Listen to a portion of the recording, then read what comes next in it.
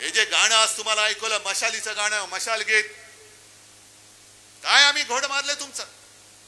आम्ही बोलणार जय भवानी जय शिवाजी. मी आज सुद्धा बोलतो, उद्या सुद्धा बोलतोय. निवडणूक आयोगामध्ये हिम्मत असेल तर माझ्यावरती कारवाई करून दाखवा. आज आणखीन एका गोष्टीसाठी मी पत्रकार परिषद घेतली, बघितले का तुम्ही? काय विषय होता? जरा बोला ना, जोरात जोरात द्या घोषणा, जोरात. बरोबर ना?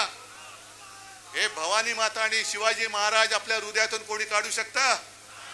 अरे तुमच्या 700 पिढ्या उतरल्या तरी माझ्या महाराष्ट्राच्या हृदयामध्ये जे छत्रपती शिवाजी महाराज आणि भवानी माता बसलेली आहे, तिला तुम्ही 700 पिढ्या उतरल्या तुमच्या तरी तुम्ही काढू शकणार नाही. हे जे गाणं आज तुम्हाला ऐकवलं, मशालीचं गाणं, मशाल गीत, काय आम्ही घोड मारले तुमचं? आम्ही बोलणार जय भवानी जय शिवाजी. मी आज सुद्धा बोलतो, उद्या सुद्धा बोलतोय. निवडणूक आयोगामध्ये हिम्मत असेल तर माझ्यावरती कारवाई करून दाखवा. तुम्ही जय श्रीराम म्हणता, आम्ही सुद्धा जय श्रीराम म्हणतो. तुम्ही तिकडे कर्नाटकामध्ये बजरंग बली की जय बोलून मतदान करा म्हणता. अमित शहा तिकडे मध्य प्रदेशमध्ये, तुम्ही जर का आमचं सरकार बनवलं तर तुम्हाला रामललाचं दर्शन मोफत देऊ म्हणता. आम्ही तसं बोललोय, पण आम्ही आमच्या भवानी मातेचा गजर केला. कारण भवानी माता आमच्या महाराष्ट्राचं कुलदैवत आहे, छत्रपतींचं कुलदैवत.